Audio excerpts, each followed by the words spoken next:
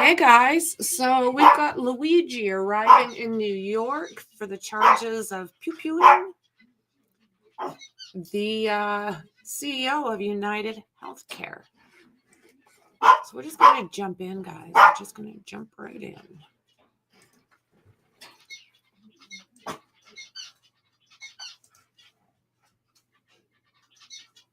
Transparency.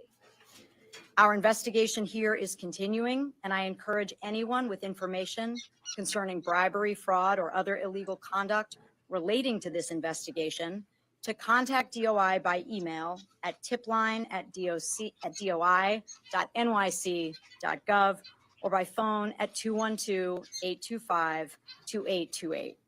Thank you again, DA Bragg, and your team of dedicated prosecutors who work closely with DOI on this investigation, as we have in so many others. And thank you to the DOI team, drawn from several of our investigative squads, for your tireless work on this case.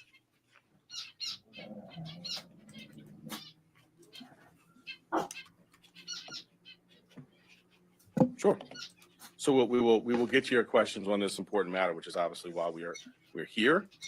Some of us were here earlier this week for People versus Luigi Mangione, and wanted to give a brief update on that, as I know we've gotten some questions from some of you. Just for context, as we allege, the defendant in that case brazenly shot Mr. Thompson twice in Midtown Manhattan. He was targeted, premeditated, meant to sow terror. Accordingly, we charged him here in Manhattan earlier this week with murder in the first degree, among additional charges, which carry the maximum sentence of life without parole. This morning, the defendant waived extradition in Pennsylvania and was picked up and is in the process of being transported by the NYPD here to New York. I'll let the Southern District for New York speak for itself about their plans, but I do want to note that speaking generally, we've had state prosecutions and federal prosecutions proceed as parallel matters, and we're in conversations with our law enforcement counterparts. We're going to take on-topic questions about the Ingrid Lewis Martin matter.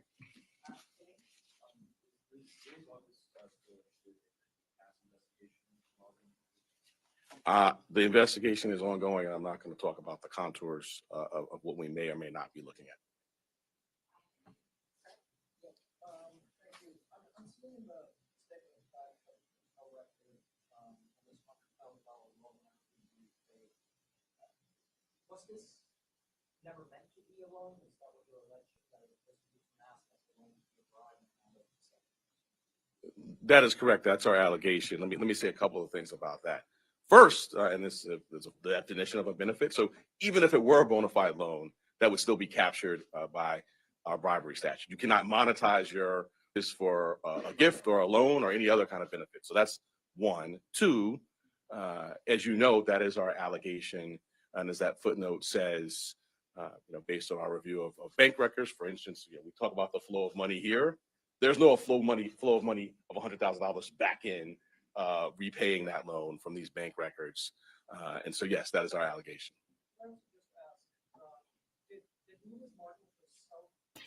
This is supposed to be about Luigi Mangione. This is a joint bank account, right? So the $100,000 goes into a joint bank account over which they had joint committing and control. I can't speak. It's beyond. I don't know who's driving the Porsche. But I can tell you where the money went in, and many of you probably have joint bank accounts. So the money was within her control and authority. The money, in addition to this, we didn't spell this out, but the money also is for various personal items and things. Yeah, what? On Prime Crime. Yeah, I pulled the blinds back. I'm not quite sure what that was all about. Because, Lordy, I'm just going to see what else is going on. Because that was very, very brief.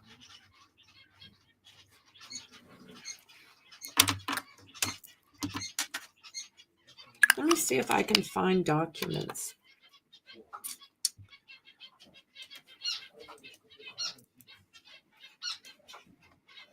That we can go over.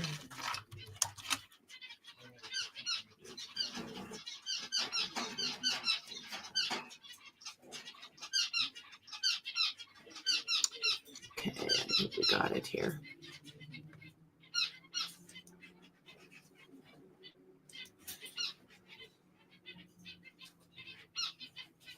All right, give me a second. We'll boost this up.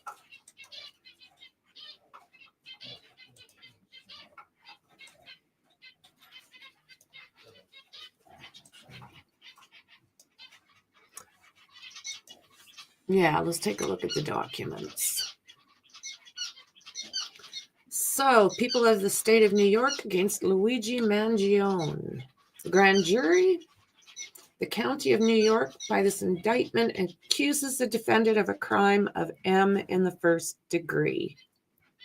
In violation of penal law, the defendant in the county of New York on or about December 4th, 2024, being more than 18 years old at the time of the commission of this crime. Hey, Ruthie. With intent to cause the passing of another person and did cause the death of Brian Thompson, and said person was killed in furtherance of an act of terrorism involving a violent act and acts dangerous to human life that were all in violation of criminal laws of the state. And were intended to intimidate or coerce a civilian population, influence the policies of a unit government by intimidation or coercion, that affects the conduct of a unit by government by M, assassination or napping. The second count, the grand jury aforesaid by this defendant indictment further accuses the defendant of the crime of M in the second degree as a crime of terrorism. The defendant in the county of New York on or about December 4th, 2024, with intent to intimidate or coerce a civilian population, influence the policy of a unit of the government by intimidation or coercion, and affect the conduct of a unit of government by M, assassination or kidnapping, committed the specific offense of M in the second degree in the defendant with intent to the death of another person and did cause the death of Brian Thompson. Third count, the grand jury aforesaid by this indictment further accuses the defendant of a crime, M in the second degree, the defendant in the county of New York on or about December 4th, with intent to cause the death of another person and did cause the death of Brian Thompson. Fourth count, and the grand jury aforesaid by this indictment further accuses the defendant of the crime of criminal possession of a weapon in the second degree. The defendant in the county of New York on or about December 4th, 2024, possessed a local firearm with intent to use the same unlawfully against another person. Give me a second here.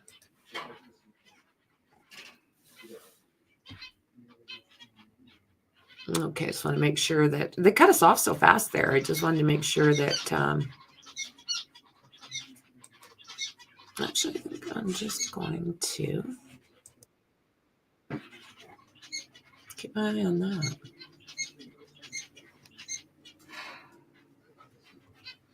Okay, so the fifth count, and the grand jury aforesaid by this indictment further accuses the defendant of a crime of criminal possession of a weapon in the second degree in violation of penal law, an armed felony. The defendant in the County of New York on or about December 4th, 2024, possessed a loaded firearm, said possession not being in defendant's home or place of business. It was one of those ghost guns. Okay, I'm just going to do this for 2 seconds just so I've got us there. Just so I've got us. So count 6, the grand jury aforesaid by this indictment further accuses the defendant of the crime of criminal possession of a weapon in the third degree. The defendant in the County of New York on or about December 4th, 2024, possessed an assault weapon. I mean, he even had a silencer on this thing. I'm not understanding these laser printers. I'm not understanding them. At the grand jury, this is count 7, by this indictment further accuses the defendant of the crime of criminal possession of a weapon in the third degree. The defendant in the County of New York on or about December 4th possessed a firearm silencer. Yes, he did. Okay, let's see, guys. So the grand jury, this is 8, by this indictment further accuses the defendant of the crime of criminal possession of a weapon in the third degree. The defendant in the County of New York on or about December 4th, 2024, possessed a large capacity ammunition feeding device, to wit, a Glock magazine. The 9th count, the grand jury aforesaid by this indictment further accuses the defendant of a crime of criminal possession of a weapon in the third degree. The defendant in the County of New York on or about December 4th, 2024, possessed a large capacity ammunition device, a Magpul magazine. These things I don't even know.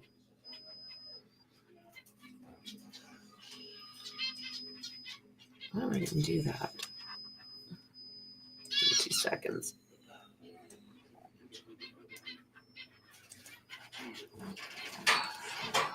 Give me 2 seconds. Scout this out.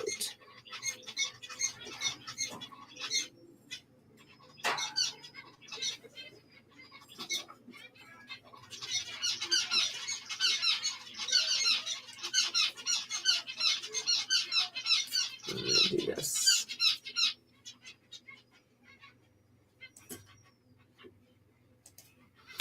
Okay, so the 10th count. This indictment further accuses the defendant of the crime of criminal possession of a weapon in the fourth degree. The defendant in the County of New York on or about December 4th, 2024, not being licensed as a gunsmith or dealer in firearms, and knowing that it was a ghost gun, possessed a ghost gun. Hey, James. The 11th count. And the grand jury aforesaid by this indictment further accuses the defendant of the crime of criminal possession of a forged instrument in the second degree. The defendant in the County of New York on or about November 24th, knowing the instrument to be forged and with intent to defraud, deceive, and injure another, uttered and possessed a forged instrument, the same being purported to be and calculated to become, to represent, if completed, a written instrument officially issued and created by a public office, public servant, and government instrument, to wit. Oh, that's right, the driver's license. So let's see here. We've got M in the first degree, M in the second degree, M in second degree again as a crime of terrorism, criminal possession of a weapon in the second, again, criminal weapon in the second, criminal weapon in the third, criminal weapon in the third, criminal weapon in the third, criminal weapon in the fourth, and possession of a forged instrument in the second degree. Yeah. Okay, so that's what he's facing at this moment. This is just outside the courtroom or the courthouse. Don't forget to subscribe to the Crime Den. Okay, let's see here what we've got. Luigi.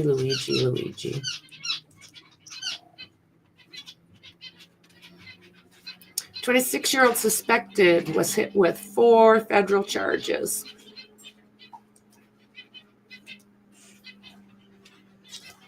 Let's see what we got.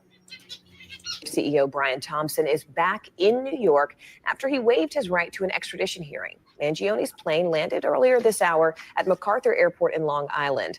This comes after he appeared in a Pennsylvania courtroom earlier today with his attorney for 2 hearings. One was on the firearm and forgery charges, the other on his extradition. His lawyer spoke after the hearing and said they are preparing for the next phase of this case. Everything we did today was in his best interest. We're ready now to defend, move forward and start defending these charges in New York and Pennsylvania. NBC News correspondent Rahim Ellis joins us now with the latest. So Rahim, walk us through what we know at this point and the timeline for how things are expected to proceed here in New York.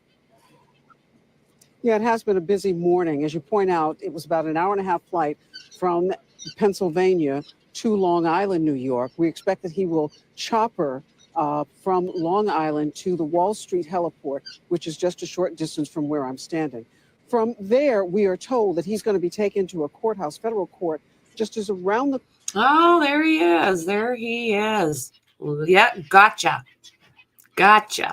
Corner from here, and he's going to face federal charges. We have not yet been told exactly what those federal charges are, but early reporting had indicated if he is accused of a crime on the federal level, a conviction on the federal level could carry a death penalty for him. What we do know in terms of the charges on the state level, the New York Manhattan District Attorney is going to eventually file charges in the courthouse behind me on this 11-count indictment, including murder in the first degree, and another count in the indictment that includes in furtherance of terrorism. And that essentially is that he is saying that Mangione intended to invoke terror. Some are saying that this could be problematic because it's a very unusual application of a law that was allowed after 9/11. The question becomes one now of, once he faces charges in the federal court just around the corner from where I'm standing, at what point will he be brought to the Manhattan District Court? It could happen later today, but we're going to be here to find out. Guys, back to you. Yeah, Rahima, look, if federal charges are filed in addition to those state charges that Mangione is already facing, which case then becomes a priority? This one becomes a priority. At this court, the Manhattan District Court, we are told will be the priority. A trial, which often in these cases, it takes several months before a defendant is brought to trial. And that first trial is going to happen here at the district court. And it will be in reference to the charges that the Manhattan District Attorney, Alvin Bragg, has filed against him. As I pointed out earlier, that's an 11-count indictment with at least 2. Yeah, 11. And then he's facing, out of those, 5 federal? 2 murder charges against him, including first-degree murder. And if he is found guilty of those charges, he could spend the rest of his life in prison without the possibility of parole, a harsh sentence for a 26-year-old man. Really important reporting there outside the courthouse. Rahima Ellis in New York. Thank you. Atticus. Okay, so we are still waiting for Luigi. Luigi. Bad boy, what you gonna do? Okay, so let's see here. What do we got?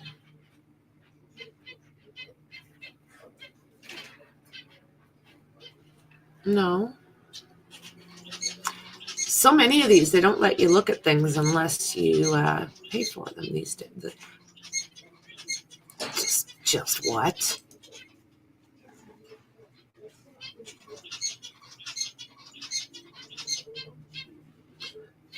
Okay, so summary. This is from the BBC, I think. I think I've got the volume up.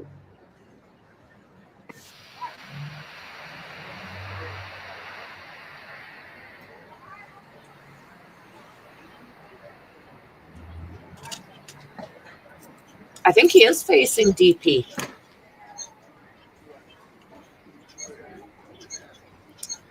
Luigi Mangione, the suspect accused of eliminating Brian Thompson in New York, is facing new federal charges. The charges against Mangione include M through the use of a firearm, 2 stalking charges, and a firearm charge. They come on top of state-level charges already filed in New York, which include the first degree M. Mangione dropped his fight to be extradited from Pennsylvania earlier today and was flown to New York, where he will appear in court this afternoon. The 26-year-old was arrested in McDonald's in Altoona, Pennsylvania, 5 days after Thompson was shot and deleted on a Manhattan street outside of Hilton Hotel. A lot of people are saying that they're rather surprised that he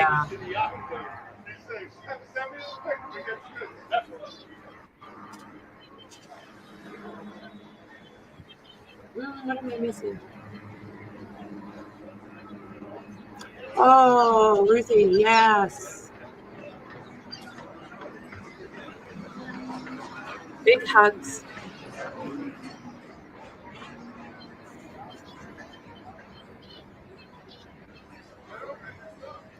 So it says the newly unsealed federal crime complaint against Luigi Mangione reveals new details on how the notebook he was arrested with. What the hell happened here?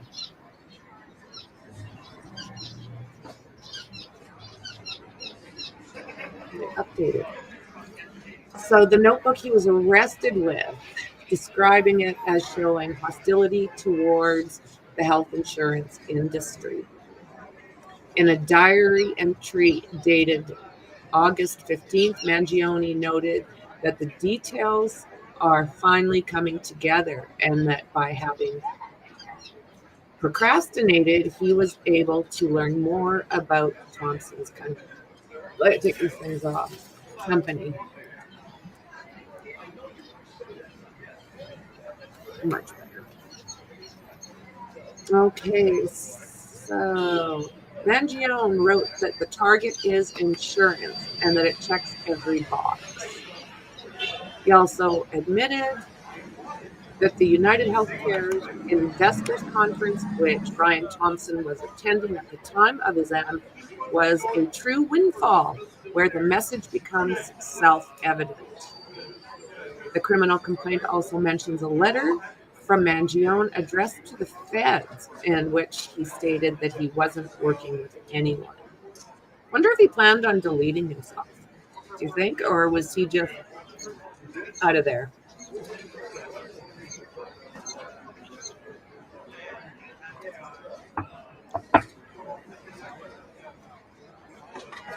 So this was fairly trivial. Some elementary social engineers, CAD, and a lot of patients. Letter said CAD is believed to be referred to as computer-aided design.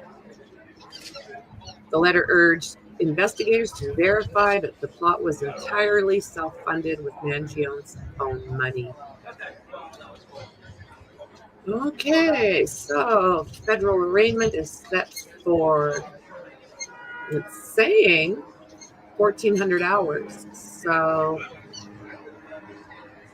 1,900 hours, general amount of time. So 2 o'clock Eastern, which is right around now.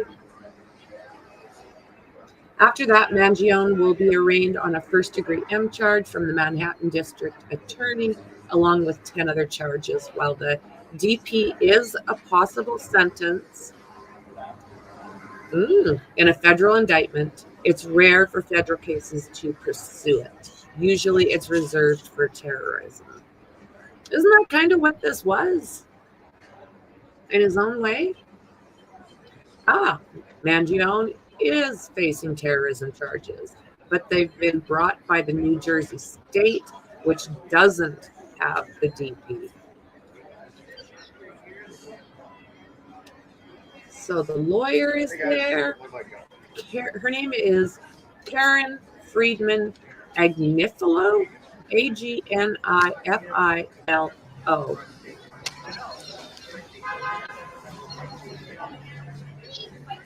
She didn't say anything to reporters and reporters of Mangione outside of the courthouse. Someone shouted at her to thank her for representing him at one point. He's got fans. Oh my God, does this kid have fans?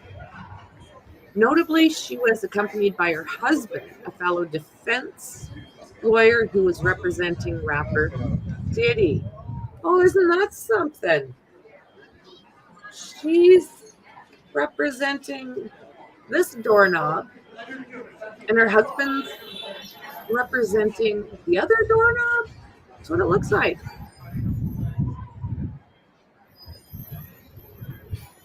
Notably, she was accompanied by her husband. Oh, good luck. Helicopter carrying Mangione lands in Manhattan.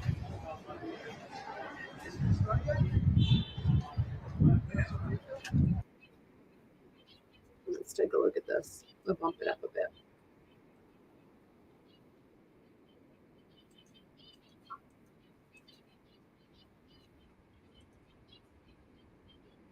The helicopter carrying Mangione lands in Manhattan. The New York Police Department helicopter carrying Luigi Mangione to Manhattan has just landed. The New York City Mayor, Eric Adams, was among the officials.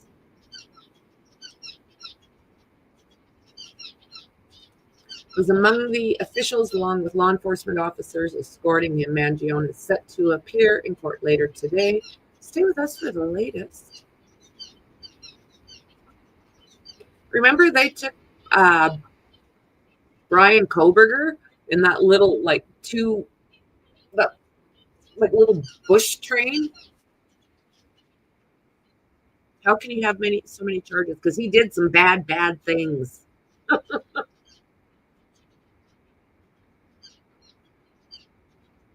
New York demonstrators protest against charges facing Mangione. What do you guys think of that? What do you guys think? Should he be getting all of this support he's getting?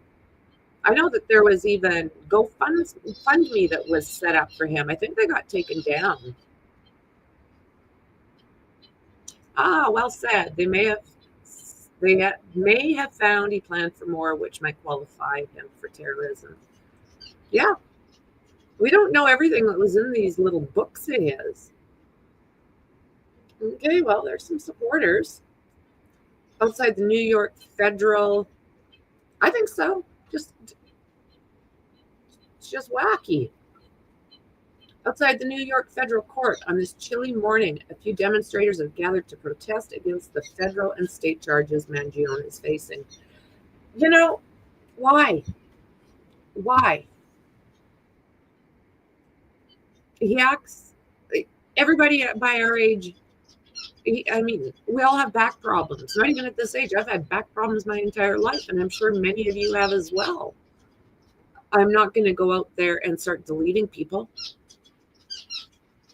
And he had money. So I don't know what his stance was. One woman holding a sign that says, Luigi freed us. Isn't that interesting? While another criticizes insurance lobbyists who line politicians' pockets. That they do. Pennsylvania charges are not dismissed. Blair County District Attorney Pete Weeks says his office still intends to prosecute Luigi Mangione. Although Mangione is now in New York to face charges, he still has several charges against him in Pennsylvania. These include carrying a weapon without a license, forgery, falsely identifying himself to police, and possessing instruments of a crime. Blair County District Attorney Pete Weeks says his officials still plans to pursue their charges. I think they wanted to nail him down here first. We are not in the practice of dismissing charges because someone faces more serious charges somewhere else, he tells the reporter shortly after Mangione's extradition hearing. We intend to keep our case active and revisit it when the defendant becomes available. During the hearing, prosecutors asked the judge that Mangione be handed over to the NYPD and shall not be returned to SCI Huntington, the Pennsylvania prison where he's being held. The judge and Mangione's lawyers agreed. Outside the courthouse still.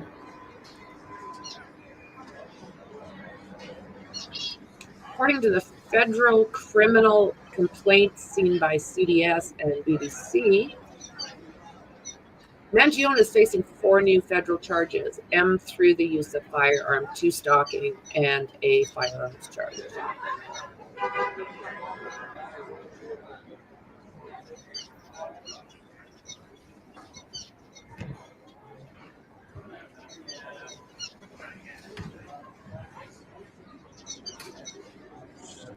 It says here, what date is this? Temperatures were below freezing this morning as I waited in the line outside of the Blair County Courthouse here in Pennsylvania, where Luigi Mangione later appeared. Dozens of journalists, as well as Americans angry about the U.S. healthcare system, huddled outside in the cold. After we were let in, Mangione walked into the courtroom at roughly 8:30 in handcuffs and an orange jumpsuit. There were more than a dozen New York Police Department officers in the room, all seated directly behind him. He appeared to be calm and displayed little emotion. His lawyer then told the court that Mangione agreed to the extradition to New York, reversing the course from their position the other day. They did jump around. It was at first they were going to fight that extradition, and here a couple days later, he's agreeing to it.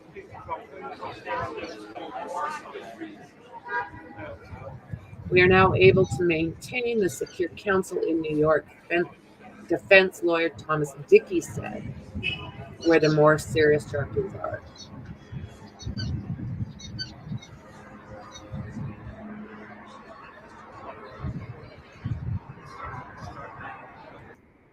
The courtroom drawing from this morning.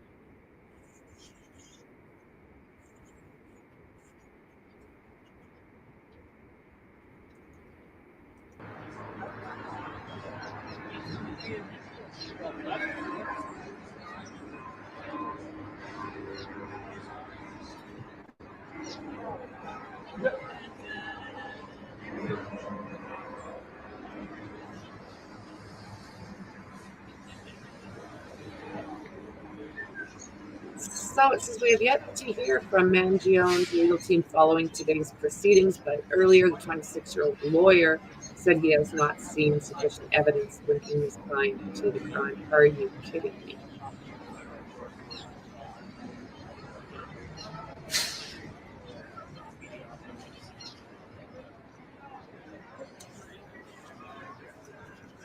There's a little bit more up here. Let's see here.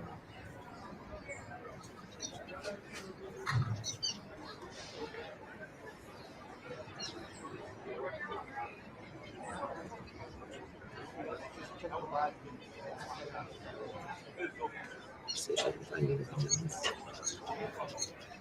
While we're waiting.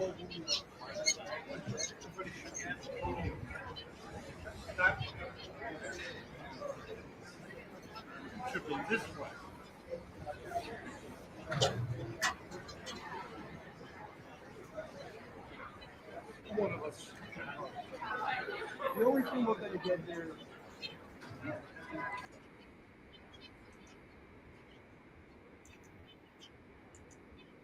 Luigi Mangione, the suspect in the killing of UnitedHealthcare CEO Brian Thompson, is back in New York after he waived his right to an extradition hearing. Mangione's plane landed earlier this hour at MacArthur Airport in Long Island. This comes after he appeared in a Pennsylvania courtroom earlier today with his attorney for 2 hearings. One was on the firearm and forgery charges, the other on his extradition. His lawyer spoke after the hearing and said they are preparing for the next phase of this case. Everything we did today was in his best interest. We're ready now to defend, move forward and start defending these charges in New York and Pennsylvania. NBC News correspondent Rahim Ellis joins us now with the latest. So Rahim, walk us through what we know at this point and the timeline for how things are expected to proceed here in New York. Yeah, it has been a busy morning. As you point out, it was about an hour-and-a-half flight from Pennsylvania to Long Island, New York. We expect that he will chopper from Long Island to the Wall Street heliport, which is just a short distance from where I'm standing. From there, we are told that he's going to be taken to a courthouse, federal court, just as around the corner from here, and he's going to face federal charges. We have not yet been told exactly what those federal charges are, but early reporting had indicated if he is accused of a crime on the federal level, a conviction on the federal level could carry a death penalty for him. What we do know in terms of the charges on the state level, the New York Manhattan District Attorney is going to eventually file charges in the courthouse behind me on this 11-count indictment, including murder in the first degree, and another count in the indictment that includes in furtherance of terrorism. And that essentially is that he is saying that Mangione intended to invoke terror. Some are saying that this could be problematic because it's a very unusual application of a law that was allowed after 9/11. The question becomes one now of, once he faces charges in the federal court just around the corner from where I'm standing, at what point will he be brought to the Manhattan District Court? It could happen later today, but we're going to be here to find out. Guys, back to you. Yeah, Rahima, look, if federal charges are filed in addition to those state charges that Mangione is already facing, which case then becomes a priority? This one becomes a priority. At this court, the Manhattan District Court, we are told will be the priority. A trial, which often in these cases, it takes several months before a defendant is brought to trial. And that first trial is going to happen here at the district court, and it will be in reference to the charges that the Manhattan District Attorney, Alvin Bragg, has filed against him. He has a lot against him.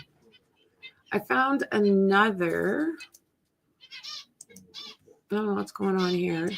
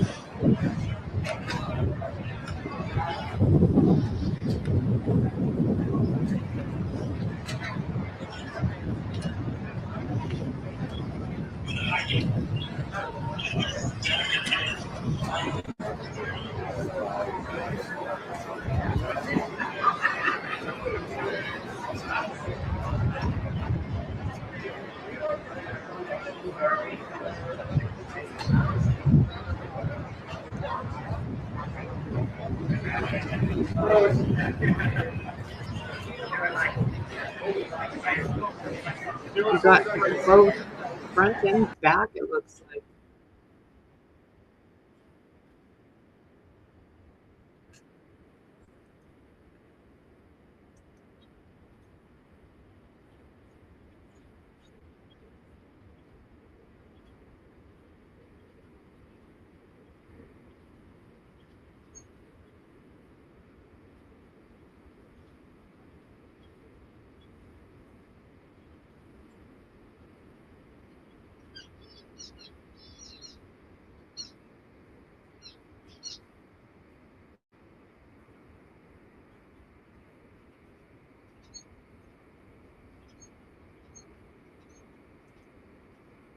saying here that people were cheering for Mangione when he got there.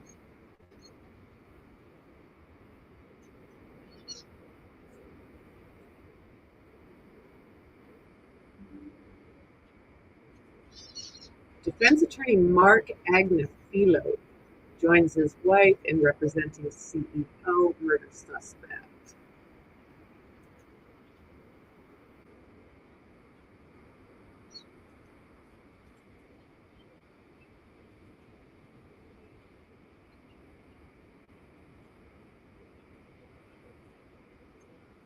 Little bit of action.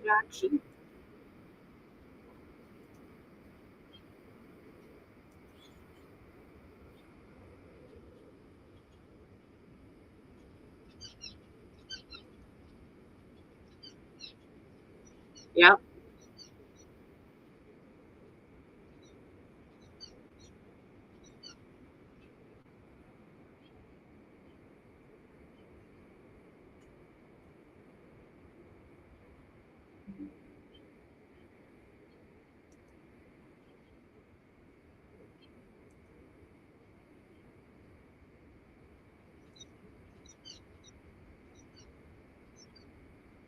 What are we hearing?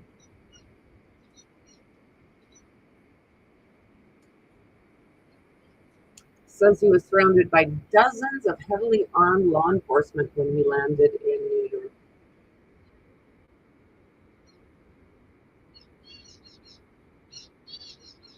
What's going on? What's she doing? Why she got gloves on?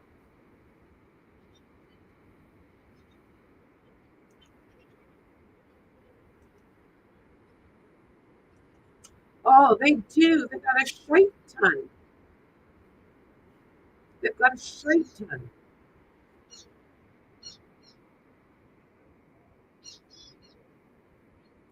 Yeah, do you remember that little thing that Brian Koberger was flown from Pennsylvania back to Moscow? That tiny little plane?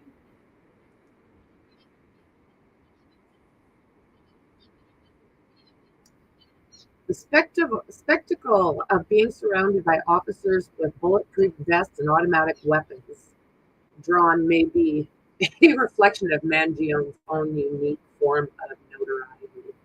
I just can't get over all of these people thinking that this guy's just like a cat's butt.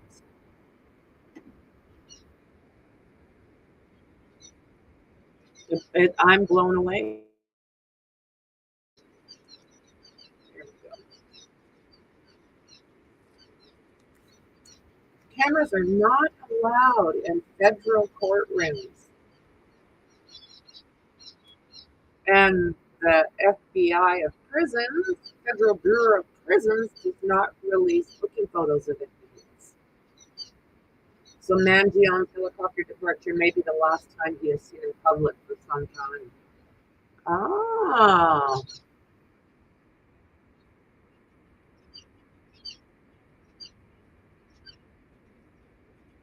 That's a good picture. Look at that.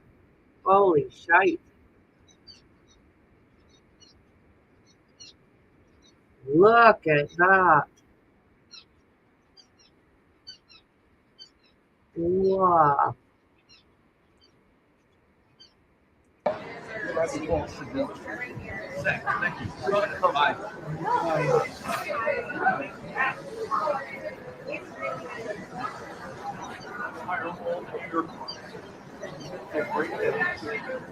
Yeah, he took a helicopter. Oh, I think it's a bit much. I do. No camera.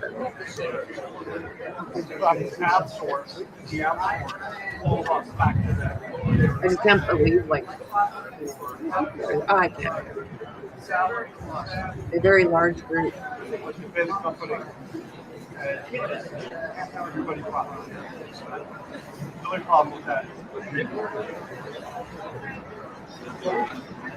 It says that he was met on the helipad, including NYPD officers in tactical gear with long weapons, members of the FBI's Joint Terrorism Task Force, along with NYPD motorcycles, and 2 law enforcement boats in the water. Whoa. Truth. Yeah, truth.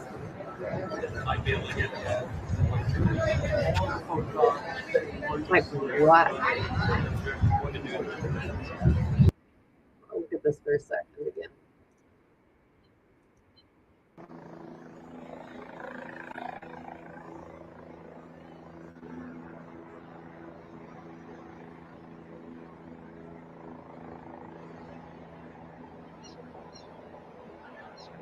He's just walking like he doesn't have a care in the world.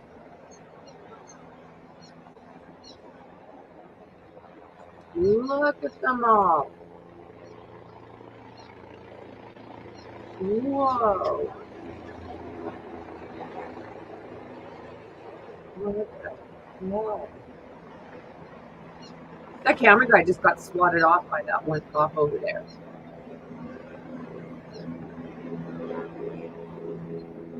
Look at them all, you guys.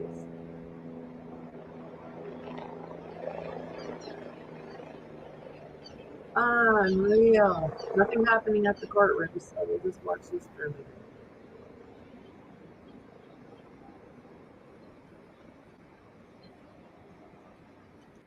Like, what do you guys think of this? And, you know, Dandy, you're right. It's almost like he has more people with him than the sitting president or the upcoming. I cannot get over the amount of Lordy. I can. Yes, hands are in the front. No leg shackles.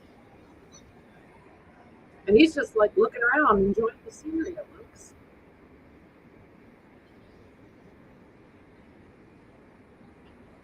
So we know he is in Manhattan. He did land.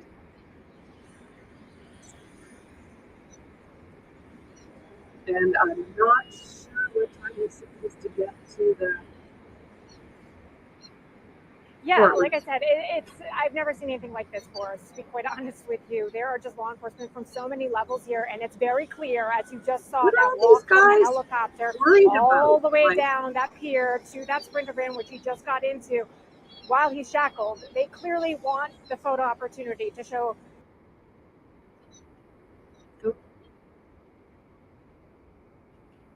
is that it?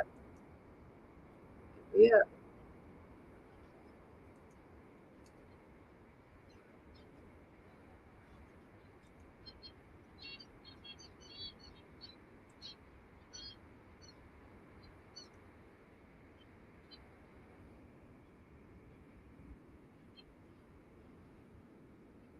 Yeah. I mean, it is a waste of taxpayers' money. It really is. There's so many other things that are going on that need attention. And I mean, yeah, this guy did something really, really bad. But, oh Lordy, we've seen a hell of a lot worse and still nothing along this line.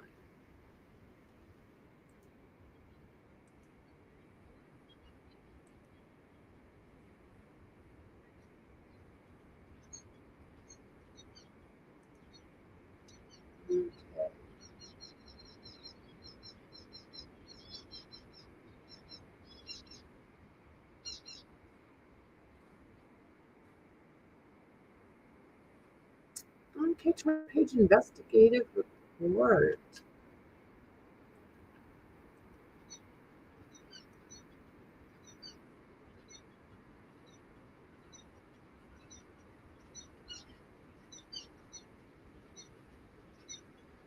Let's see if I can find it.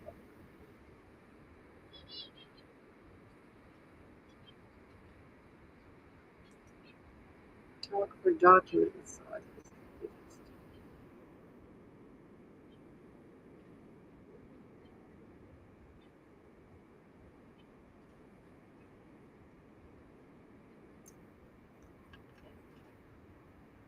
Looked at that one.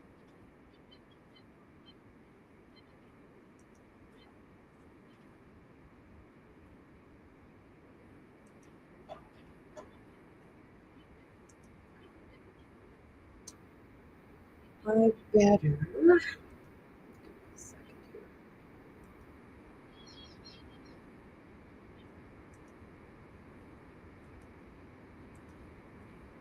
Don't forget to sub up to the other channel, guys.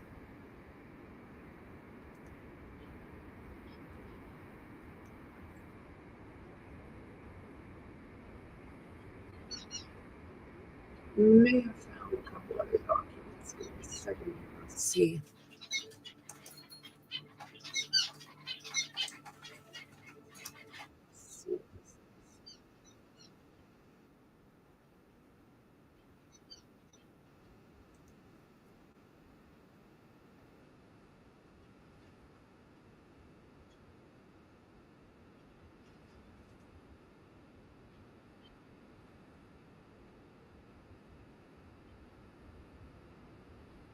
Criminal complaint.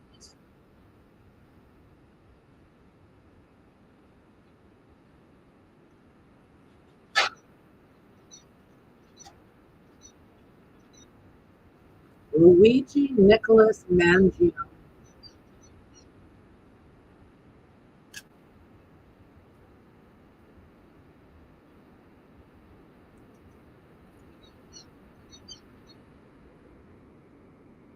So this here is the criminal complaint.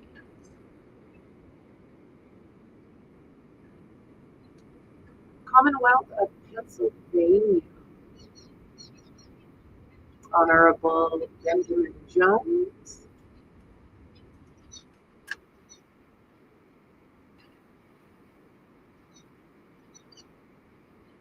Date filed December 9th. Date of birth May 6th, 1998.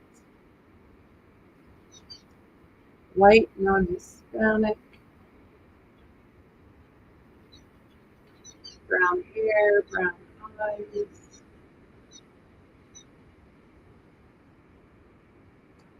At 170 pounds, 5'11". He's in good shape, this little shit.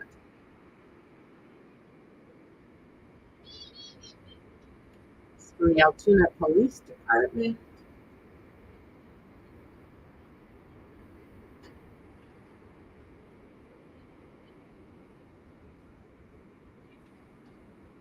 Luigi Nicholas Mangione.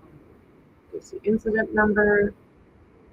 The acts committed by the accused are described below, with each act of assembly or statute allegedly violated, if appropriate, when there is more than one offense. Each offense should be numbered chronologically. Hello?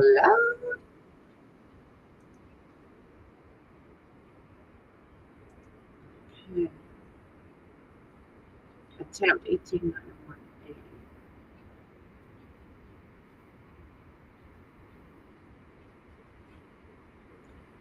Acts of the accused associated with this offense defined: a person is guilty of forgery if with intent to defraud or injure someone, or with knowledge that he is facilitating a fraud or injury to be perpetuated by anyone. The actor utters anything which he knows to be forged in a manner specified in paragraphs 1 and 2.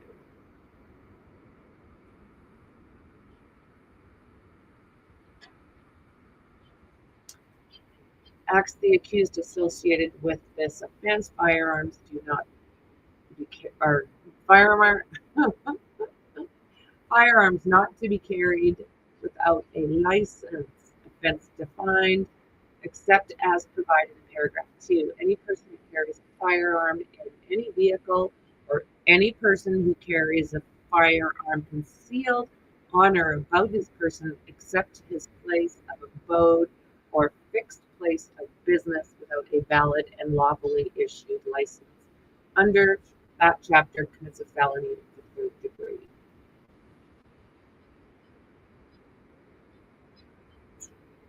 Person commits a misdemeanor of the first degree if knowing that he has no privilege to do so, he falsifies, destroys, removes, or conceals any written or record, a distinguished mark or a brand or any other identification with intent to deceive or injure anyone, to conceal any wrongdoing.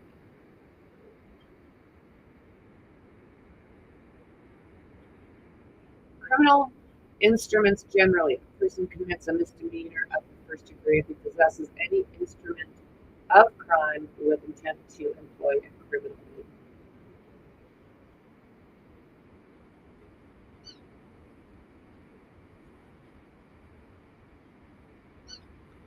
False identification to law enforcement. A person commits an offense if he furnishes law enforcement authorities with false information about his identity after being informed by a law enforcement officer who is in uniform or who has identified himself as law enforcement officer that the person is the subject of any official investigation or violation of law.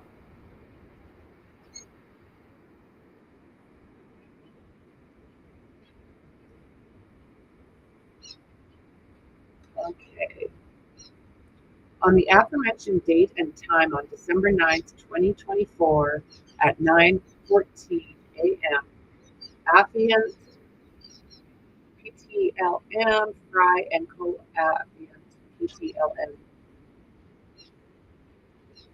Detweiler, these the cops within the Altoona Police Department, were dispatched to 407 East Plank Road, Altoona, for a suspicious male who resembled the male from a recent in New York from December 4th. Officers were advised in the dispatch notes that the male was wearing a medical mask and a beanie.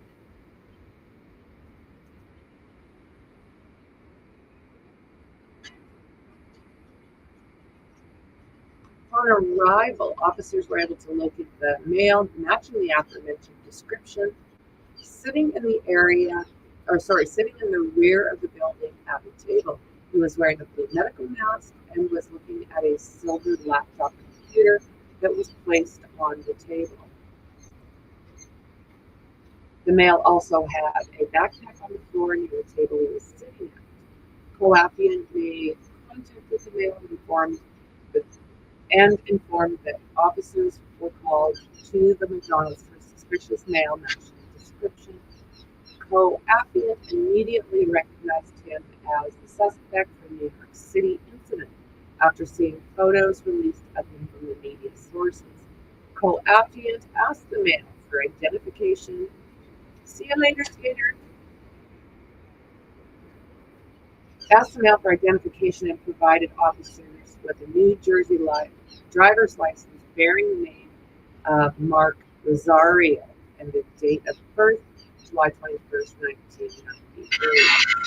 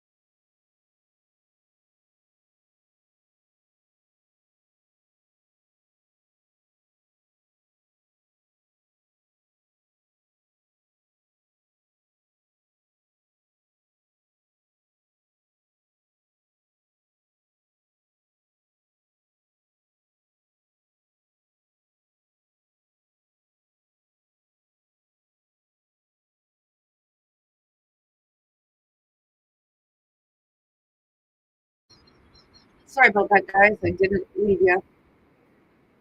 Okay, we'll go back over here.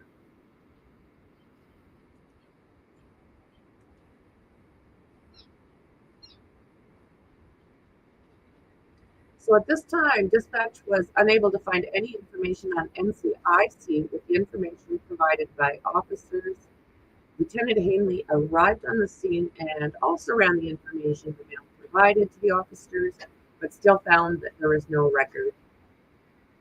The male was advised that he was under an official police investigation, and if he lied about his identity, he would get arrested. The male then stated that his name was Luigi Mangione with a date of birth of May 6, 1998. Driver's license that the defendant provided to the officers was found to be fake. Fox asked the defendant why he lied about his name, and the defendant replied, I clearly shouldn't have. Lieutenant Haley then instructed officers to place the defendant into custody. The defendant was then placed into custody. The defendant was handcuffed and was searched on scene. The defendant was then transported back to the Altoona Police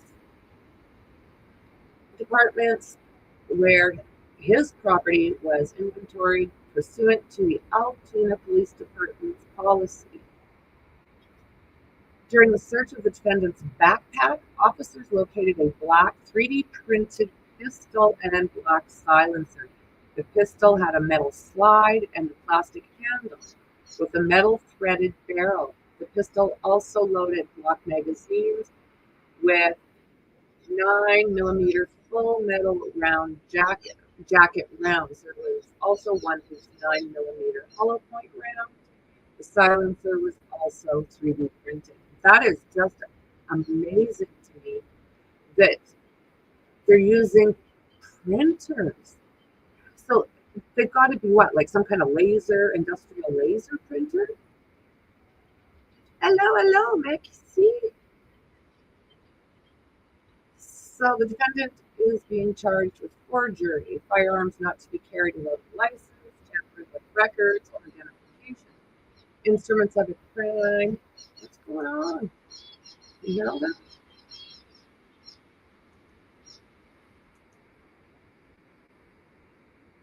Who's yelling what? So they then fingerprinted and photographed it.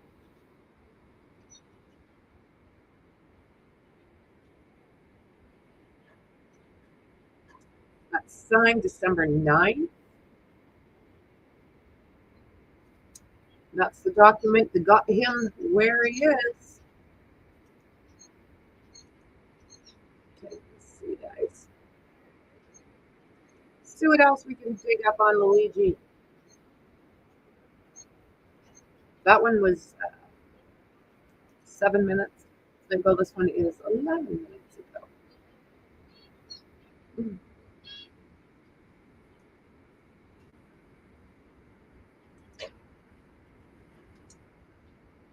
Take a look at this in a second.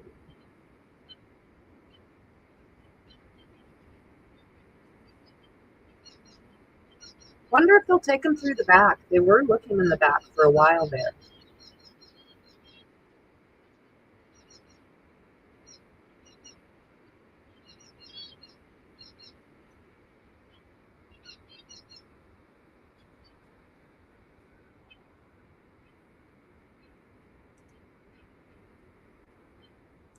Okay, we're going to take a look at this here. Lord.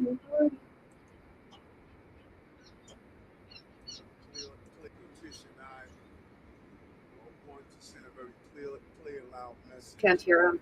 That this act of terrorism and the violence Can't hear him. that stems from it is something that would not be tolerated in the city. We wanted to personally be here to. Alrighty then.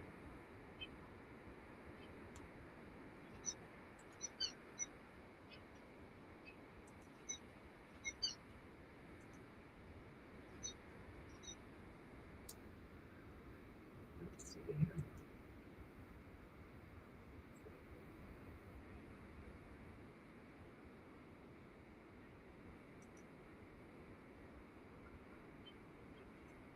Luigi Mangione began plotting to whack Brian Thompson as early as August. What the hell, buddy? You knew that wasn't a spur-of-the-minute decision.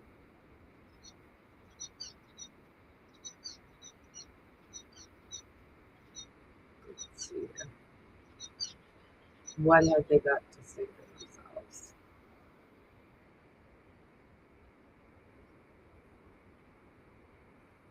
I really thought that they would have him here by now.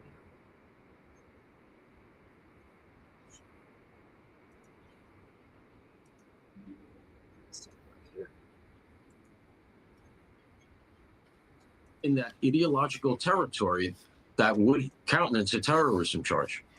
Paul, when you talk about getting the biggest headlines and making a statement, I mean, how careful do investigators have to be? Does the NYPD have to be in the way that they're transporting him right now, in the way that they're talking about his case, to not sort of generate a cult-like following? We wouldn't be talking about a school shooter, for instance, in the same way that we're talking about this man.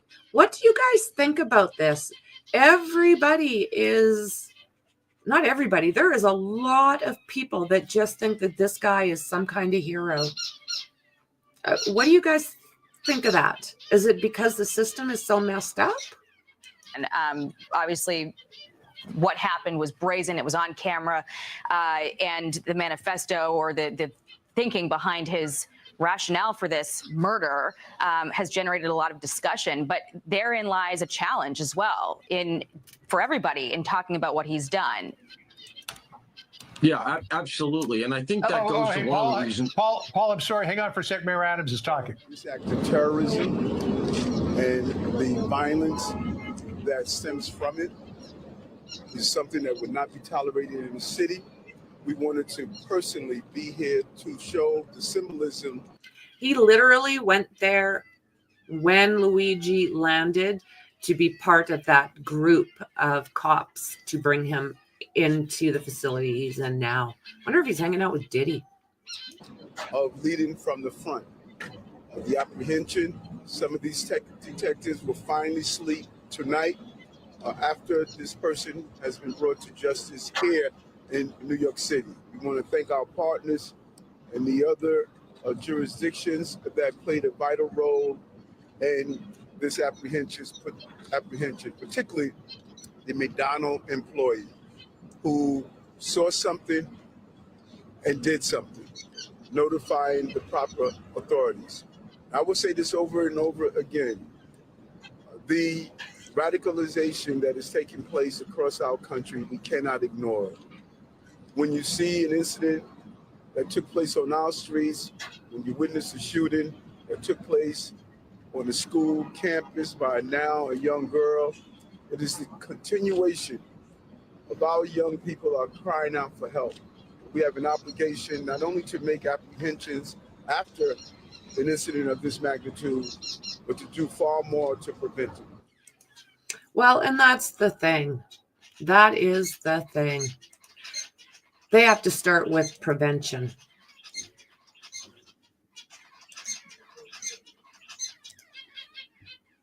You know, if they don't have these weapons, they make these weapons. It's a spooky damn thing. So I'm wondering if they've got a time yet. It's what? It's about 3 o'clock. So he should be making his way here. I'd be very surprised if he's held till tomorrow. These guys are all set for him. Waived extradition.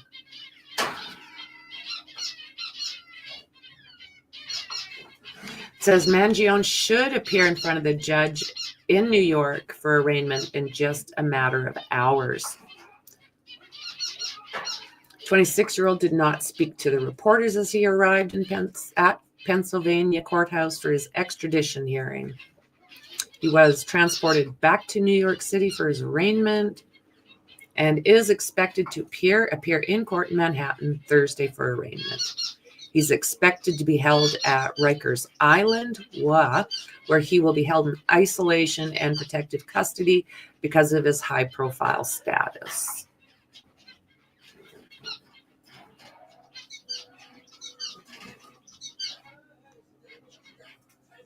According to the federal criminal complaint, Mangione traveled from Georgia to New York for the purpose of following and deleting Brian Thompson. That was his goal. The complaint also says the words denied, delay, depose were written on the side of some of those shell casings. Remember that, guys? They found all these different shell casings, and then on 3 of them, the word on one was deny, the other one was delay, and the next one was depose.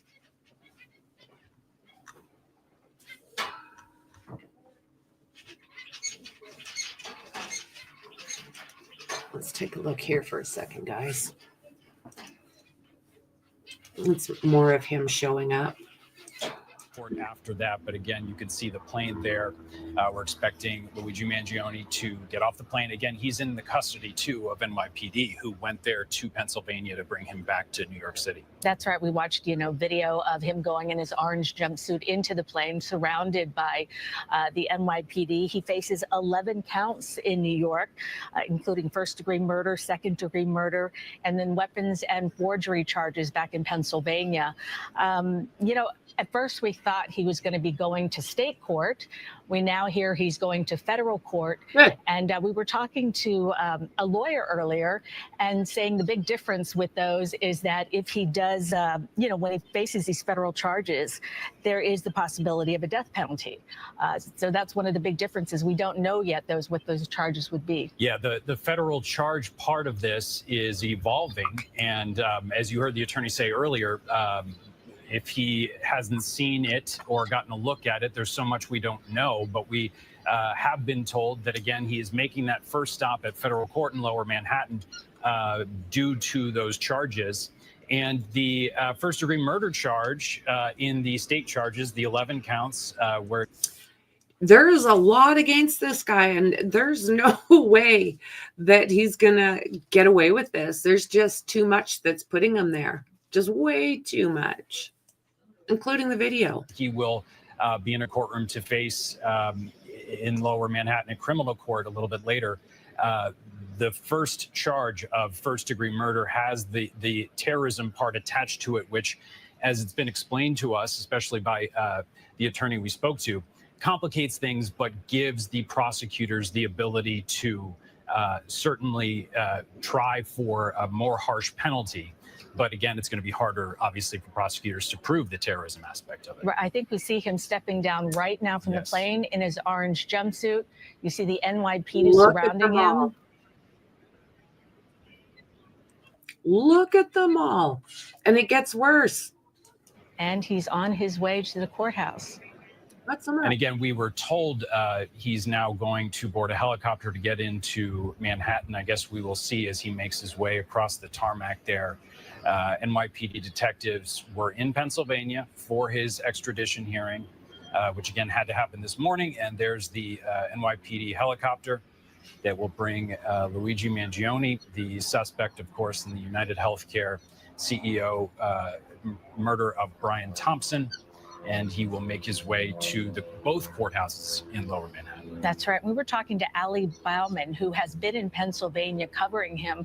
And she was saying, when things were announced this morning in court, that he seemed, he was chatting to his lawyer. He was chatting to the people near him, seemed kind of calm. But also, she mentioned he seemed kind of zoned out was the wording that she used.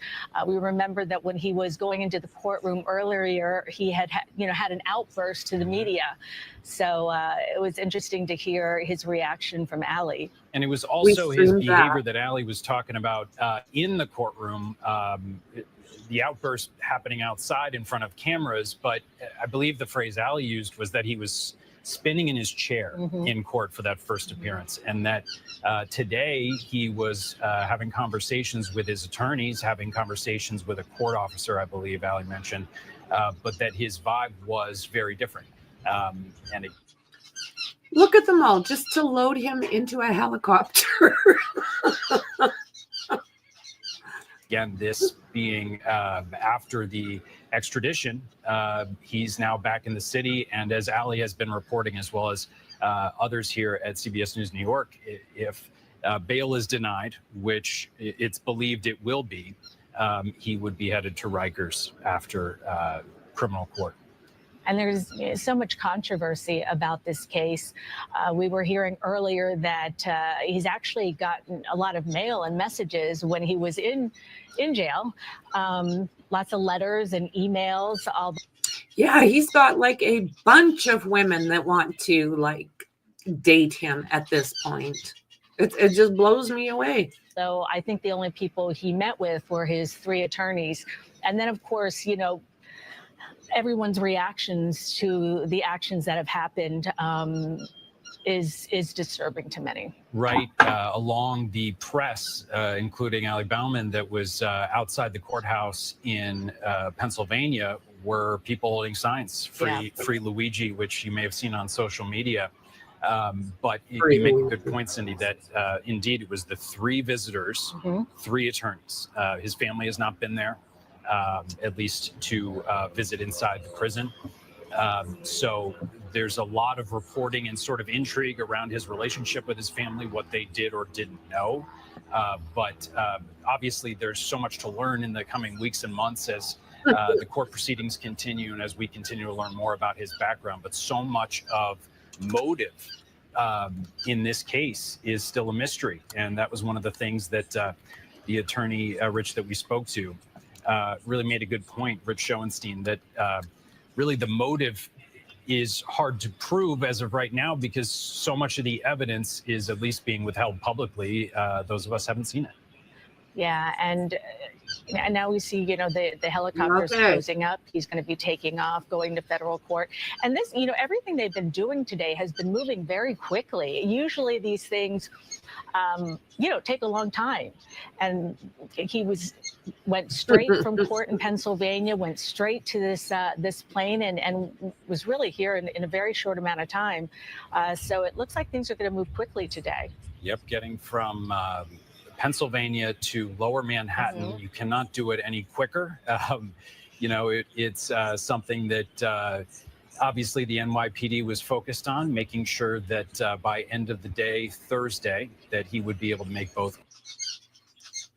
So all of these people got him loaded up from the plane in New York onto a helicopter in New York so he can fly into Manhattan. I just cannot get over all of these people that are there. It's blowing me away. Like, literally.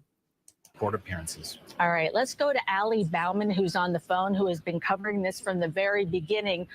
Ali, right now we're looking at pictures of him. He just boarded the helicopter. What can you tell us? Well, so right now he is, I believe you say boarding the helicopter. I can't see the images. He's boarding the helicopter at MacArthur Airport to go to New York, to go to Manhattan, I should say, where he's expected to be arraigned as soon as possible. I mean, we know that the NYPD Governor Kathy Hochul has made it a priority to get him back to New York City as soon as possible so that he can face charges here in New York City. And that is exactly what they're doing. I mean, extradition according to legal experts, in a normal case, the case is less attention on it than this one, would not happen this quickly. It usually would happen maybe in a day or two or so, but for this to happen as quickly as it's happening, really, I think just shows how important and how much of a priority it is to local law enforcement in New York City and to the governor herself. Look at, how fast everything's moving along.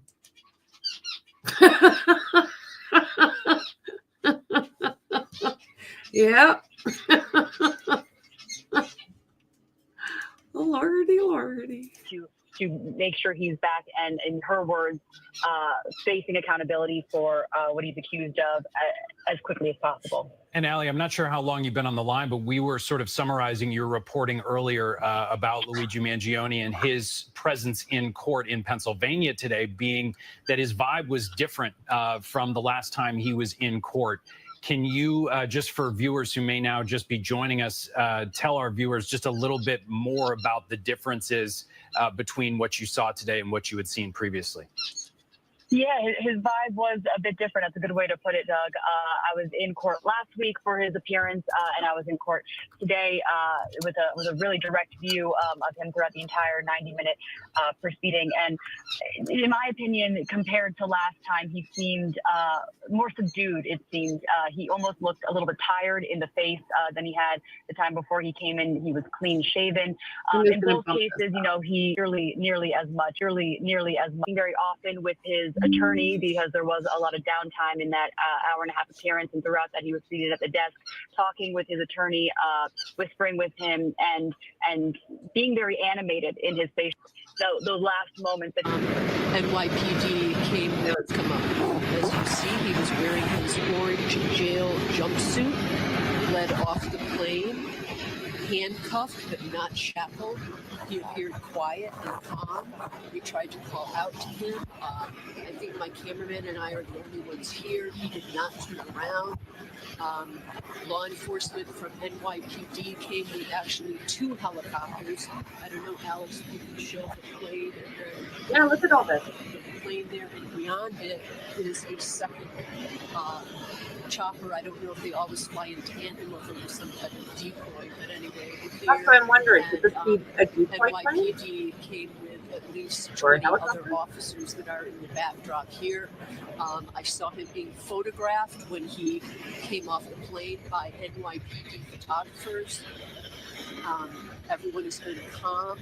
They're closing things up. We noticed some trucks coming by to service the NYPD chopper. We assume this would be a less than 30-minute flight back to New York City, and it looks like both choppers are going to be up and headed back to Manhattan. Let's see what Team out there, and we'll be right back. Welcome back. You're looking live at MacArthur Airport on Long Island, inside that NYPD helicopter. If you can see the orange jumpsuit in the left window, that is the suspect in the shooting death of the UnitedHealthcare CEO, Brian Thompson. That is Luigi Mangione. After his extradition hearing this morning in Pennsylvania, he is making his way now to Lower Manhattan. He's in New York, but he needs to get to federal court and then criminal court where he faces charges. Yeah, he waived extradition. The lawyers waived extradition this morning, which is not what he did earlier. And that's why this has taken a bit longer. He was staying in Pennsylvania. And what happened this morning, he was in court. Ali Bauman was there. Said he was very calm when things happened.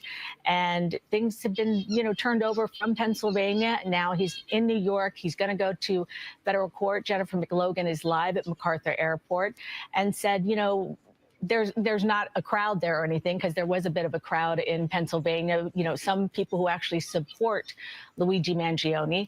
I believe Jennifer McLogan is right here and is watching what's happening right now. Jennifer, what can you tell us? Yes, we were just speaking with NYPD officers over here. They said both of the choppers will take off simultaneously and head to Manhattan. The Cessna is being watched carefully by law enforcement. We don't know what else was taken from his personal belongings at all when he left, but there appeared to be a bag that someone was holding with Mangione. Again, the door opened and he looked our way. He did not shout. He appears very calm once they're airborne, and it looks like that should happen any minute. Jennifer, thank you so much, and we appreciate you and your photographer there giving us the shots here.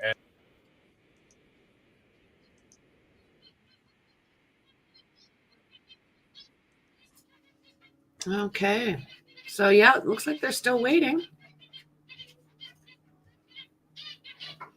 Let's see here.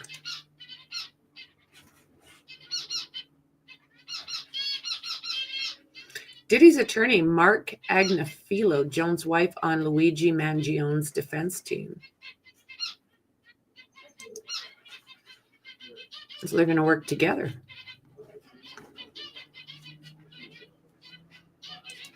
And so this is them here. She's on crutches. Defense attorney for Sean Diddy Combs appears to be taking on another high-profile suspect as a client, Luigi Mangione.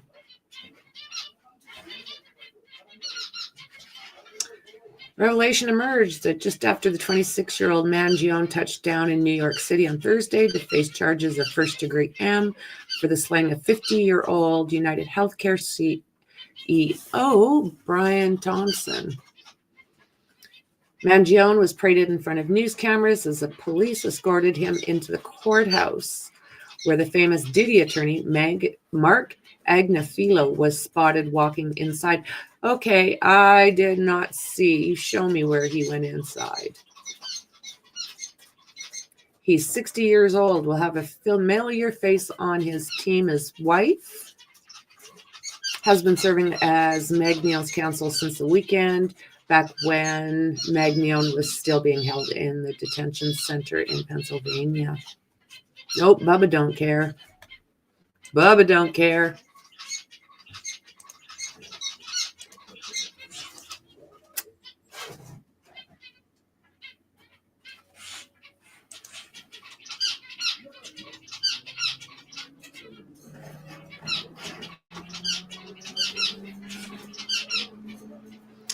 The scion of prominent Maryland family who came top of his class as an elite private school before graduating from an Ivy League college, Luigi Mangione seemed to have everything going for him.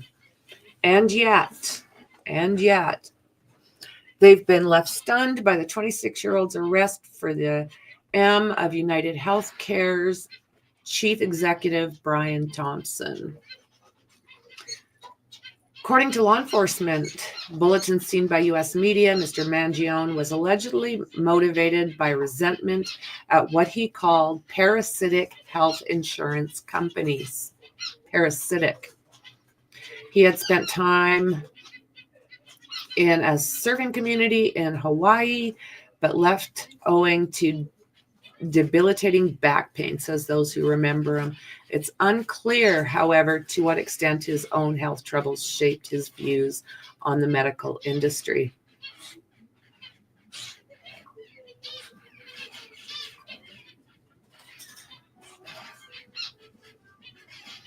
Mr.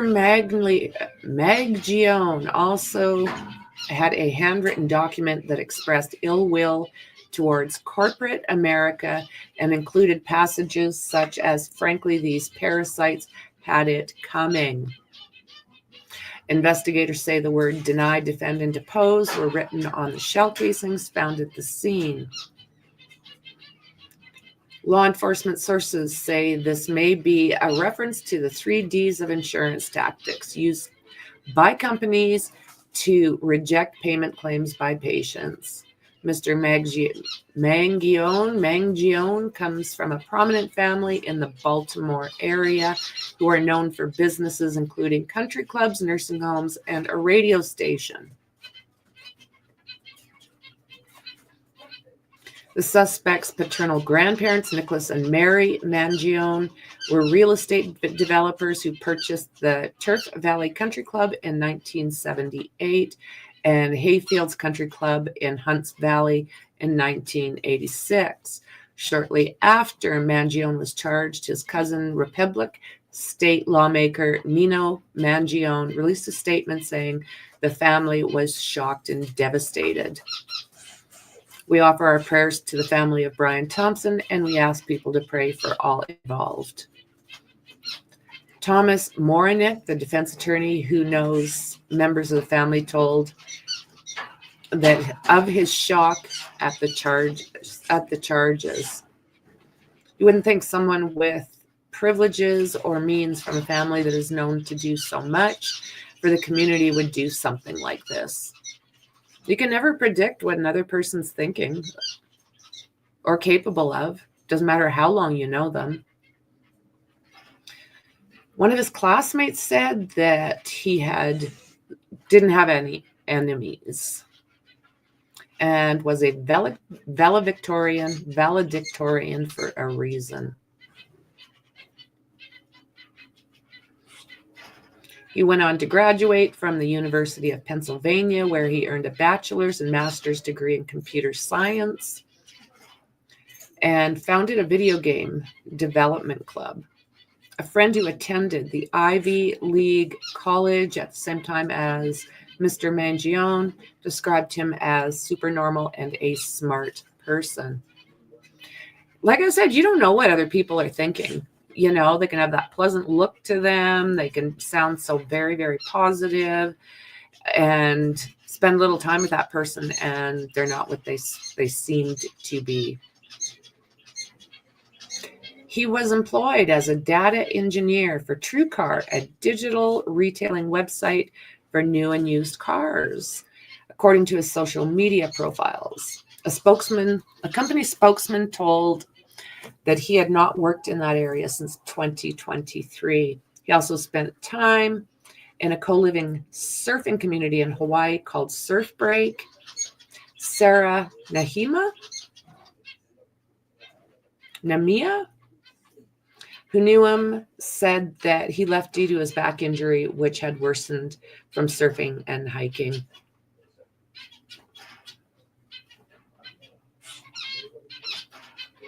Friends have told that he had surgery on his back. The background image on an X account believed to belong to Mr. Mangione showed an X-ray of the spine with hardware in it. I don't know if you guys have seen that, but yeah, it does. It looks like there's 3 or 4 screws right in the lower back. A former roommate, RJ Martin, said that while Mr. Mangione never complained, his back pains at times prohibit him from doing many normal things such as surfing or playing volleyball.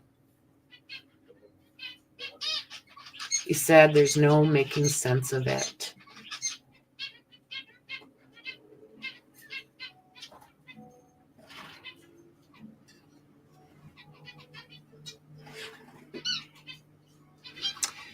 He also gave 4 stars to a text called Industrial Society and Its Future by Theodore Kaczynski, also known as the Unabomber Manifesto.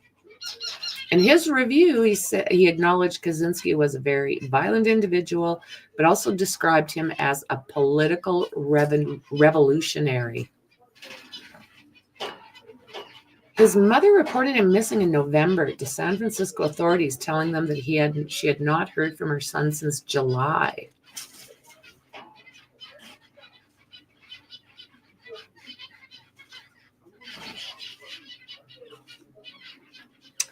Oh, Lordy. Well, I would really like to know.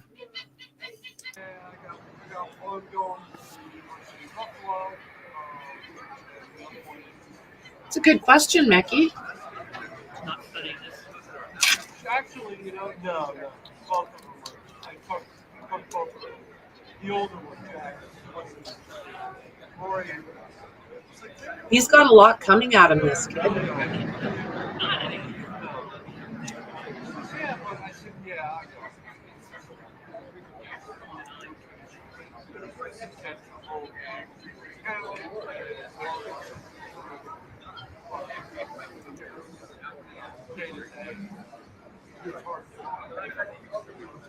I know. So going into forensic pathology. Yo. Okay.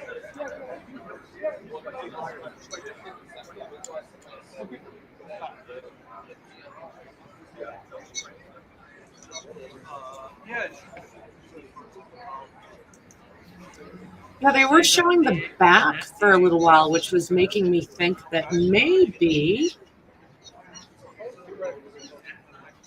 they were going to sneak him in through that back area, but I didn't see I it. think earlier they said that it wouldn't happen later. I would assume he's still there, but we really haven't been given a time. We haven't been given.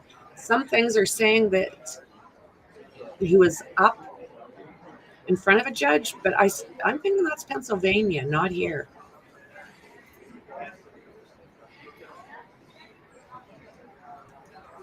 He's a messed up dude.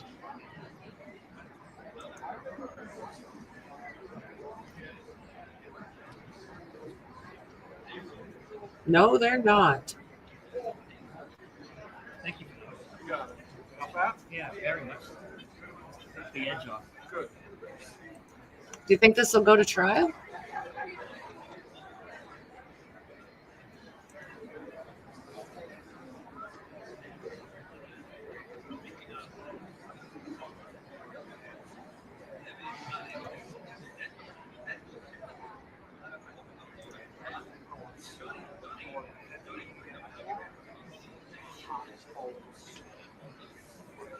See, there's not a whole lot. We've gone through most of We it. had that. My wife made some pumpkin soup. We froze it, and we had it a couple days ago when it rained. Yeah. Let's see if I can find anything interesting.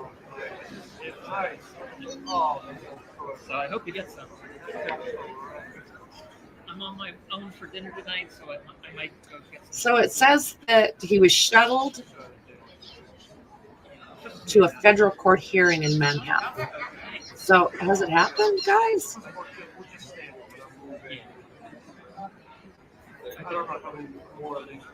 So they're saying that he got in there. I didn't see him, but I'm hoping my timeline's 6.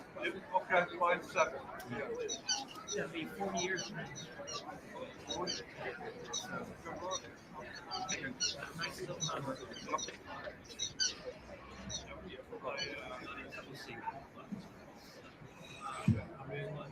Yeah, I'll be right around for you as well. I'm just trying to see if I can find anything new. Well, Extradition hearing was delayed about 35 minutes while lawyers discussed terms.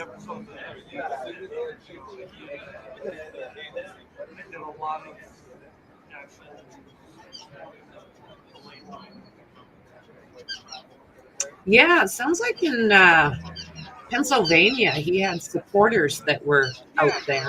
I'm not seeing anything like that here in New York City. Deny, depose, and delay.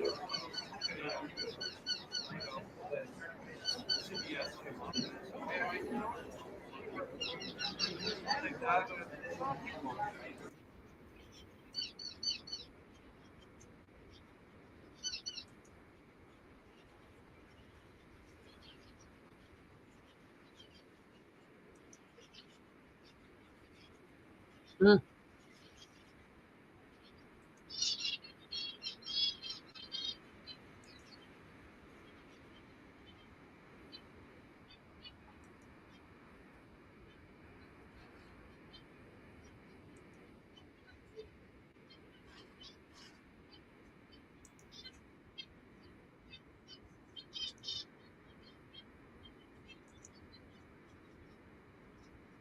I think I'm seeing. Yes, I am. There must be a press conference coming.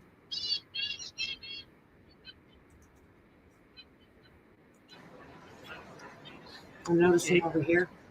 Oh, are you okay? Yeah, he flew from Altoona to Long Island. They said I heard something in the background about his lawyers. And then drove in here. No. No, I meant that.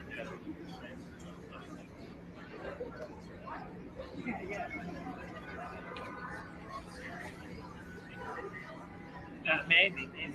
I should have sent it to the group. No. What is going on? I didn't wear the The guy. Oh, I was going to say the guy with the dog is gone. There he is.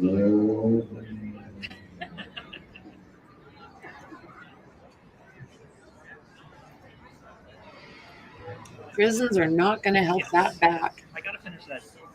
Like, he had to know he was going to get caught, right? He's a fairly smart guy.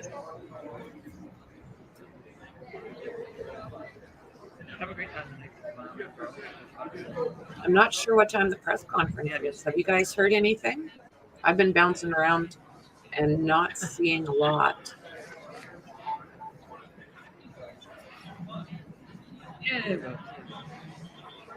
I'm hoping to have live footage in the next night or two from New Jersey. So don't forget to hit that bell, that notification bell, because you're going to want to see it. I know I want to see it. I'm looking forward to it. But like I said, it'll be in the next night or so. And I do believe the footage will be right from where the ocean is there, and close to some of the things that they've been flying around. I'll let you know as soon as everything's confirmed. We understand inside.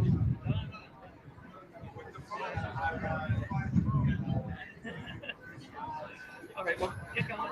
Let me know when you text me when you're there. Who are these people? Congratulate Mom for me.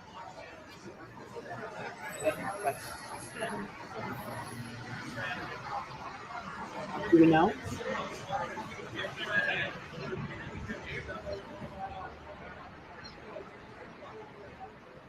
Yeah, basically, it's anything I'm finding on him now is repeat. I'm not finding anything that we haven't talked about.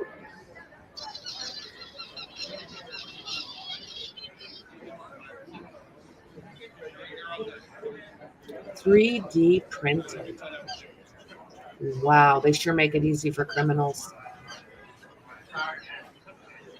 Now, I'm not sure what they were calling. I've seen it online a couple of times where they're talking about that manifesto that's floating around. I haven't got any confirmation that that is actually something he wrote.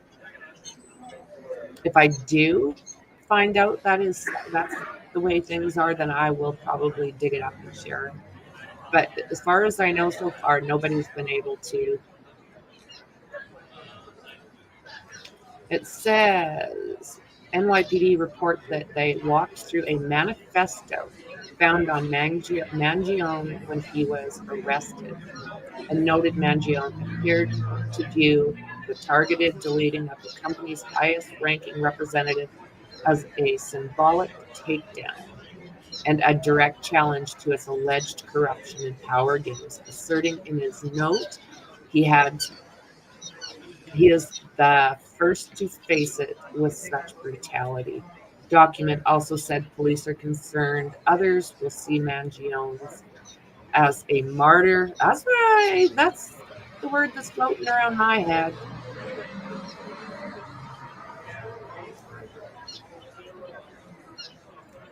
And an example to follow. No, he is not an example to follow.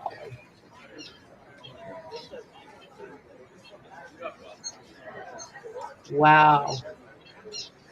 CEO of Health Insurance Division at the $550 billion United Health Group. Whoa. I had no idea. 550 billion. No, we don't. Shot from behind. A lot of people seen that before it was started. They had to start covering things up, and really horrible to see something like that happen. I don't know how he figured out that he was going to be in New York and at that Hilton or walking. I've heard that he usually would get a ride back to the hotel. So I'm not quite sure why he was walking or how he would have even known that he was walking.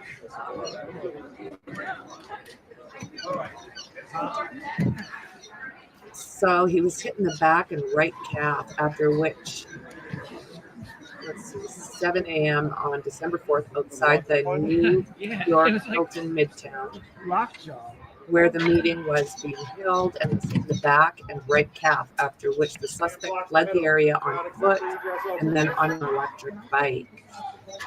Where's everybody going?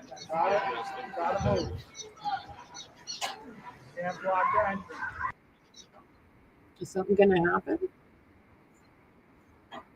He's coming down now, is what I think I heard. This is clearer over here. Isn't that what I heard? He's coming down?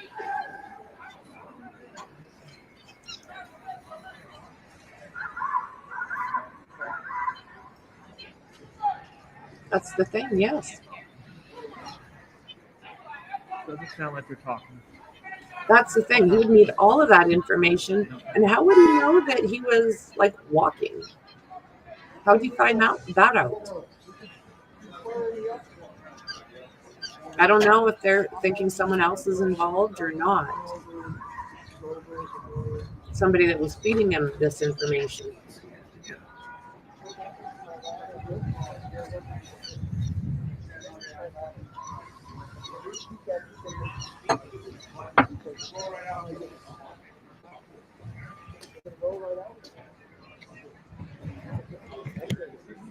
Okay, we're ready. Oh. Well, okay then.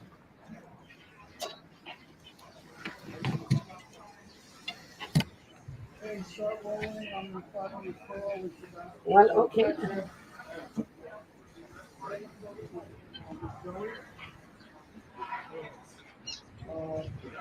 Any word? That's the consensus right now.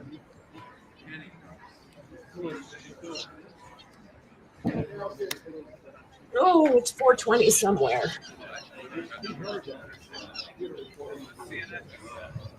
Is that what you figure? Is that because of that speaking engagement? You would have to think that, yes, it would have been advertised.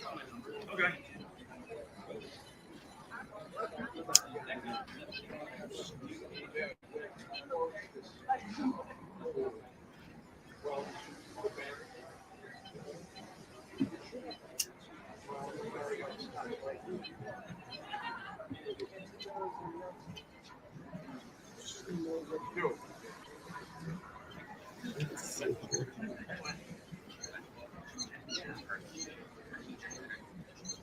So a video of this showed the suspect walk out behind Thompson, who did not have security detail before firing multiple times.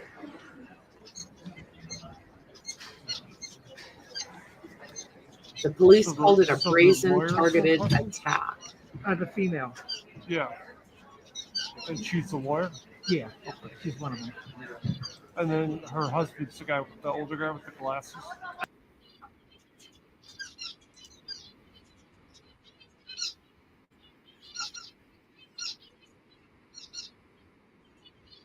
So yeah, it does look like there's the lawyers. That's his lawyer. Those are his lawyers. I'm gonna mute out, guys.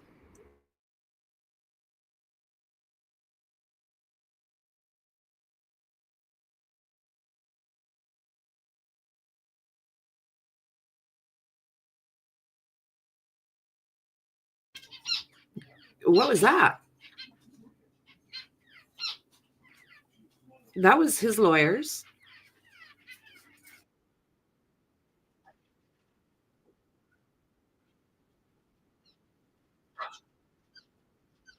Look at them all.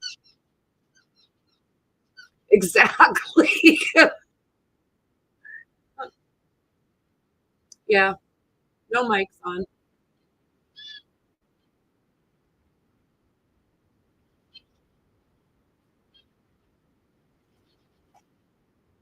Now, I don't know if the prosecution will come out or not.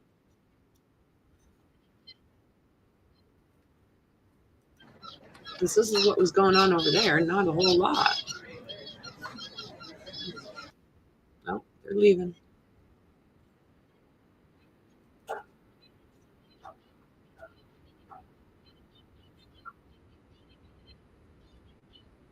Look at them all.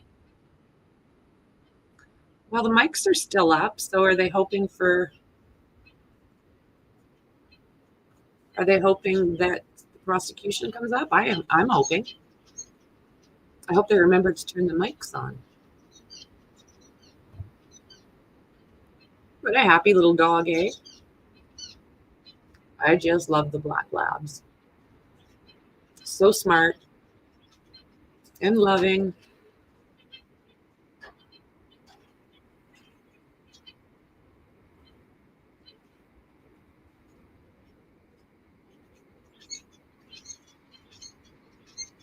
Well, like I said, the mics are still up, so I'm assuming the prosecutors are going to talk.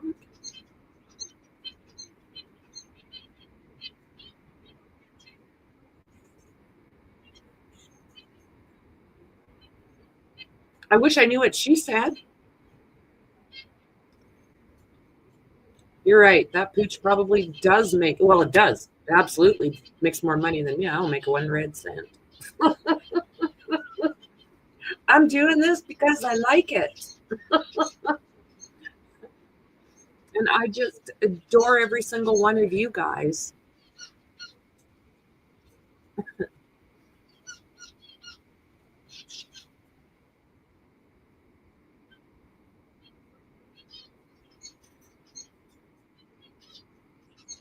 My next life, maybe I'll be a rescue dog.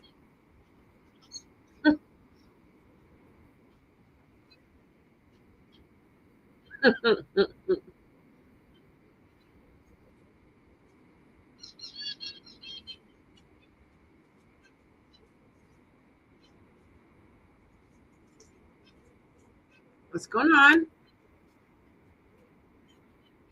Who are these guys? What's going on? Another caravan of black vehicles. Oh, 2 of them. Hey, Mecky. What state are you in? Did you jump states?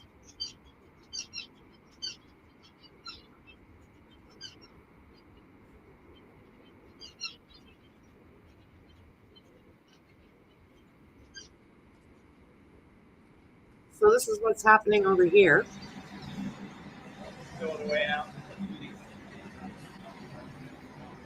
Here she comes. Here she comes. Let's go.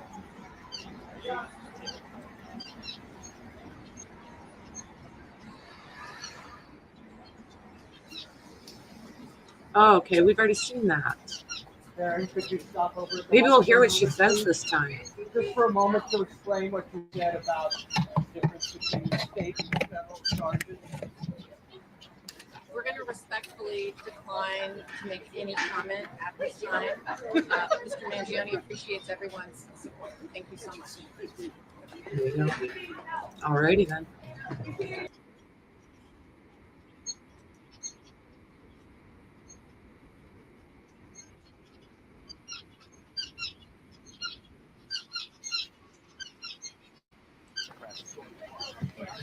We watched all that.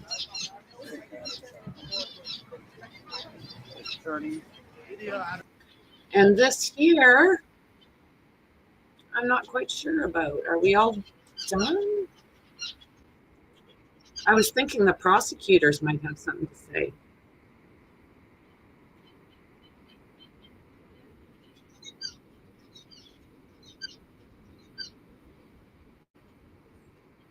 Look at this. State terror case is highly unusual and raises serious constitutional statutory double jeopardy concerns. Mangione suggests And they're off. Wonder why she's limping. Yeah. I get skateboarding behind that. Is that what I just seen?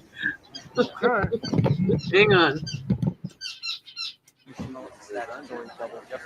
I'm just, was he skateboarding behind there? Let's just check that. Yeah.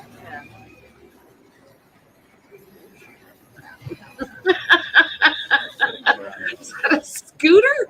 What the hell? Okay.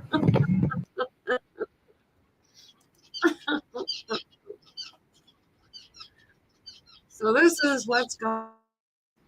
This is what's going on here. Not a hell of a lot. So I'll probably leave it here, guys. I'm not so sure that we're going to see anything else. I think that might be So if I happen to see anything else that catches my eye, I'll let you know. Right now, I'm kind of on drones or UFOs or whatever the hell is flying all over the place. If things work out good within the next night or two, I will be streaming right from, not myself, but a friend will be streaming right from New Jersey, and going to try and get down on the sand and by some of these facilities where everybody's saying they're seeing stuff.